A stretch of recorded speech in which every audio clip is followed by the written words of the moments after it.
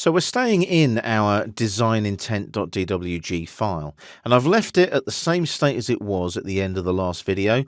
We've created our layout tabs, we've created our scaled viewports. We're now going to look at annotative scaling because you'll notice that these dimensions haven't scaled up to sit nicely and be viewed easily in our 1 to 10 viewport in our ISO A3 landscape layout tab. So let's go back to the model tab now and look at our design here. So if we look at these dimensions, you'll see that when I hover over them, there's no annotative symbol available. So what we need to do is make them either annotative or use an annotative dimension style. Now you'll remember we created the training dimension style. So I'm going to go to the Home tab on the ribbon, click on the flyout here and go to dimension style here. So training at the moment is not annotative. So you'll see it hasn't got that little blue symbol next to it. So if I select training, go to modify, go to the fit tab and basically tick the annotative box and click on OK. That makes the training dimension style annotative and I click on close. Now the problem I have is these dimensions I've already placed are not annotative. And they won't become annotative either. I can change the properties, but it won't allow them to be annotative like an annotative dimension would be.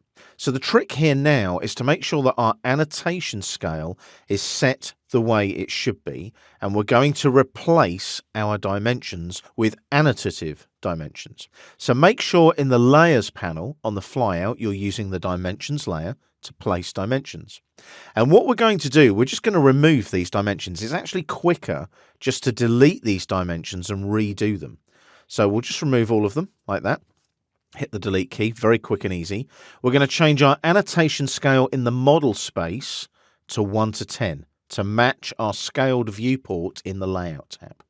Now, because we've got our training dimension style as annotative, if I click on the flyout, it's got the little blue symbol next to it. So I can now place dimensions that will be annotative at a 1 to 10 annotation scale. Let's see where this goes. So if I click here and select linear, watch what happens to the dimension this time. It's much bigger. In fact, it's 10 times bigger so that it can be scaled at 1 to 10 in the 1 to 10 viewport.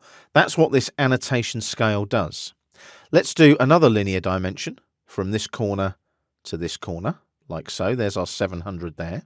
And we'll do our radius as well. So there's our radius dimension. Click on that circle. There's our radius 75. We'll also do a diameter as well. So there it is there. There's our diameter there. And we'll do an angular one too, just to replicate everything that we've done so far. So you'll see now that everything looks bigger. And it's 10 times bigger because we're using a 1 to 10 annotation scale. Let's go back to our ISO A3 landscape tab. And as you can see in the layout tab, everything scales up nice and neatly and it's readable now in our 1 to 10 viewport.